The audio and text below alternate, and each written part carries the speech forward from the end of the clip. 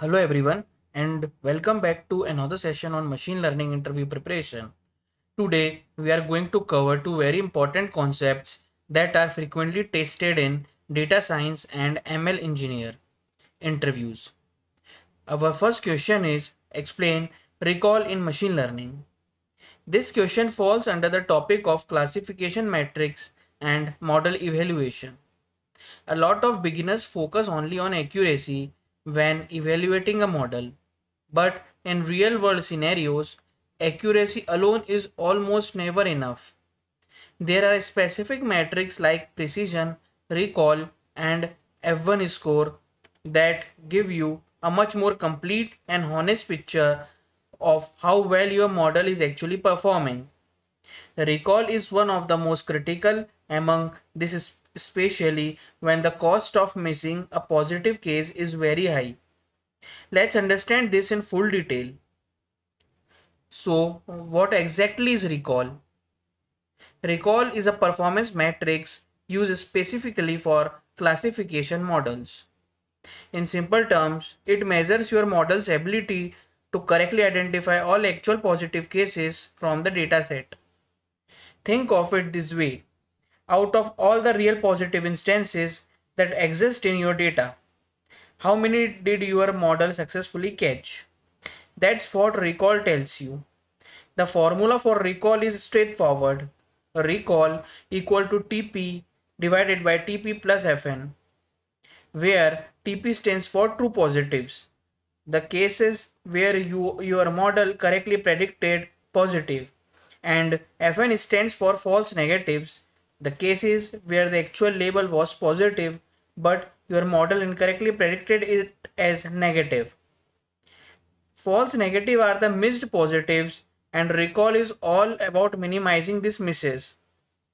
Let's understand this with the example given on the slide.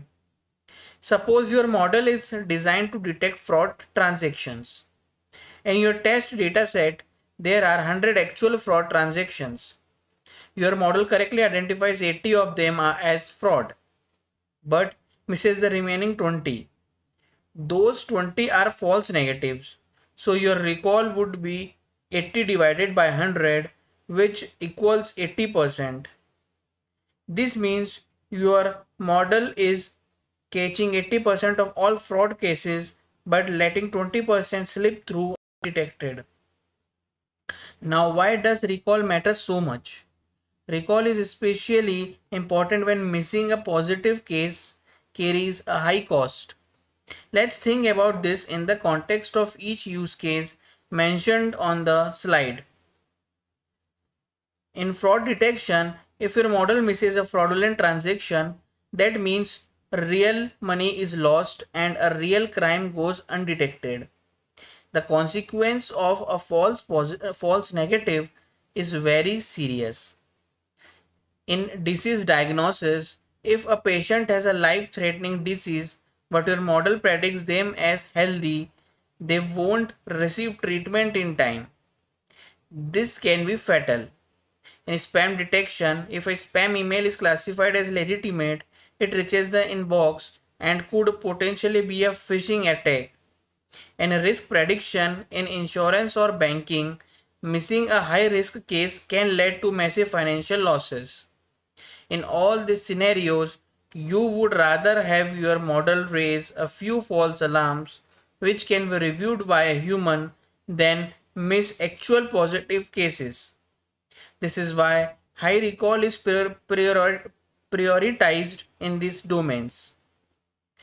You typically evaluate recall alongside the confusion matrix, which gives you a complete breakdown of true positives, false positives, true negatives, and false negatives, helping you fully understand where your model is succeeding and where it is falling short. What is backpropagation? Wonderful. Now let's move to our second interview question. What is backpropagation? This question falls under the topics of neural networks, deep learnings, and training algorithms, which are among the hottest areas in modern AI. Backpropagation is the fundamental learning mechanism that powers almost every neural network you have ever heard of, from simple classifiers to complex deep learning systems used in image recognition and language models. If you are appearing for any role involving deep learning, this question is almost guaranteed to come up, so let's make sure you understand it thoroughly. Backpropagation, short for backward propagation of errors, is the core training algorithm used in artificial neural networks. Its primary job is to help the neural network learn from its mistakes by minimizing the difference between the predicted output and the actual correct output. In other words, it is the mechanism through which a neural network gets smarter with each training iteration. Let's walk through the complete training process step by step as shown on the slide. Step 1. Forward pass. The process begins with a forward pass. The, you take an input, for example, an image, and pass it through the network layer by layer. Each layer applies weights and activation functions to the data, and eventually the network produces a prediction at the output layer. At this point, the model has made a guess about what the input is. Step 2. Calculate error.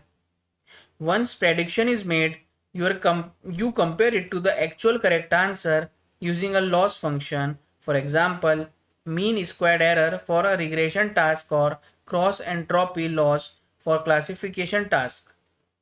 The result is an error value or loss, which tells you how far off the model's prediction was from the truth.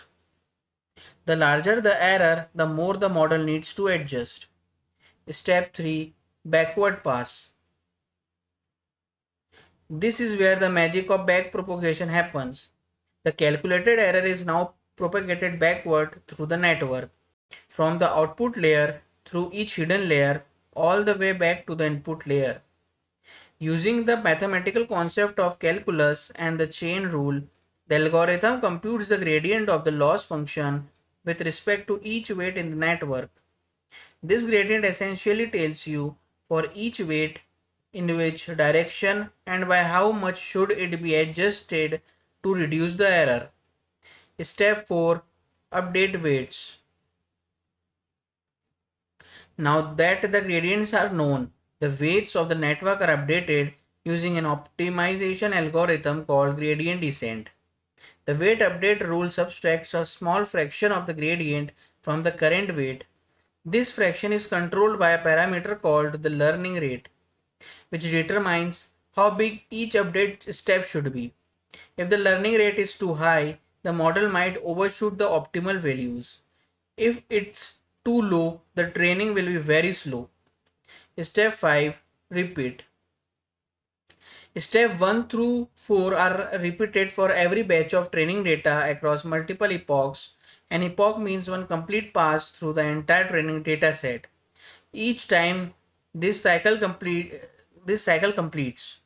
the model's weights are slightly better adjusted to minimize the error, and gradually the model becomes more and more accurate.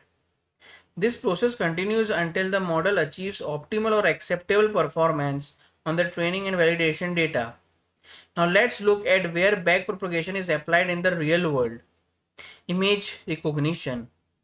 Deep convolutional neural networks CNN used in applications like face recognition and medical imaging are trained using backpropagation. Speech recognition. Voice assistants like Siri and Google Assistant use recurrent neural networks trained through backpropagation to understand and transcribe spoken language. Natural language processing models used for sentiment analysis, machine translation, and text summarization are built on transformer architectures that are trained using backpropagations. Recommendation systems. Platform like Netflix and Amazon use neural networks trained with backpropagation to learn user preferences and recommend personalized content.